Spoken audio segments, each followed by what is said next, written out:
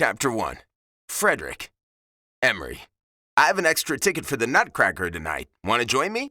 Frederick. Who bailed on you? Emery. Lex, he's stuck at work. Frederick.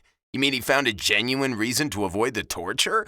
Emery. The Nutcracker isn't torture, it's enchanting and some of the best music ever composed. Frederick. I'll take your word for it, but I can't join you. Ren's coming over. I pocketed my phone as I saw the speech bubbles appear and disappear a few times. Besides, my fingers were freezing from using the phone while I walked the mile from my office to my apartment. It wasn't far enough to take a cab, but it was far enough to freeze any exposed skin.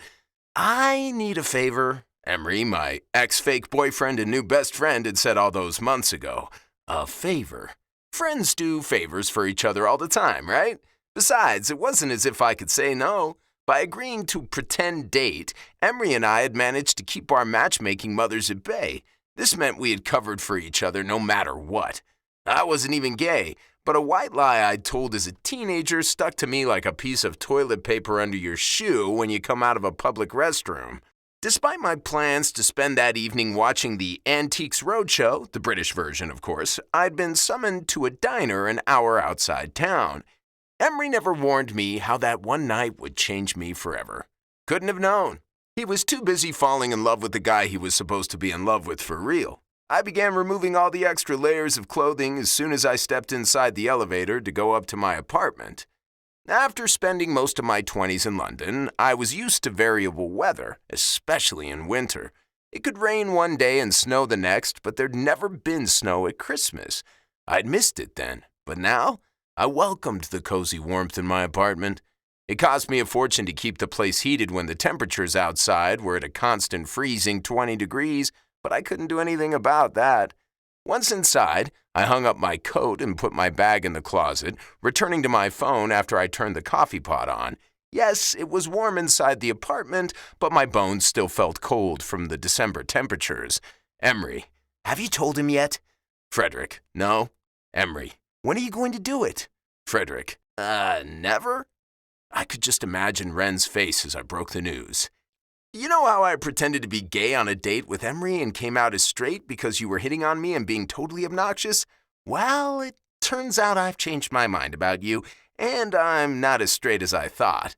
Then we'd laugh it off as Ren would say he was right all along, but we couldn't be together because not only did I have zero experience with guys, but I was totally not his type.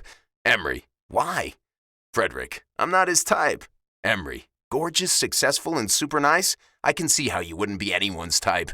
I laughed at his next message, which was full of eye roll emoji. Emery's relationship was a true love story. He'd fallen in love with Lex and even gotten engaged, but after a car accident left Emery with no memory of the last few years, he'd practically disappeared under the influence of his parents. Lex had thought Emery had ghosted him, and Emery hadn't known Lex existed until they met by chance and fell in love again. Frederick. Not everyone can have a fairy tale love story. Emery. But it's Christmas. If you don't take a chance at Christmas, when will you? Frederick. I regret the day I confided in you. Emery. Oh, come on. We were practically almost married. If you don't confide in me, who will you confide in? Frederick. In the 300 succulents that live with me? They understand me better. Emery. Fine. Be a lonely grump instead of having hot sex with Ren. I'll call one of my brothers instead for the Nutcracker. I wanted to make a joke about nutcrackers, but I filled a cup with coffee and took it to the window overlooking the park instead. I'd been lucky to find this apartment when I moved back to the States. My parents had wanted me to stay closer to home, but after getting an offer from Emery's dad to run his company before he retired, I knew I needed to be in the city. Having park views was necessary for someone who'd grown up in the countryside. Even in Europe, I'd taken every chance I could to escape the city. The space wasn't too bad either, which was lucky because when I moved in, I never thought I'd be babysitting Ren's collection of succulents. A favor. That was all it had been. Making sure Ren didn't get in trouble that night after he found out his boyfriend had not only cheated on him repeatedly while they were together, he'd also gotten the poor girl pregnant. I'd followed Ren as he'd convinced me to break into the guy's place to steal his succulent collection.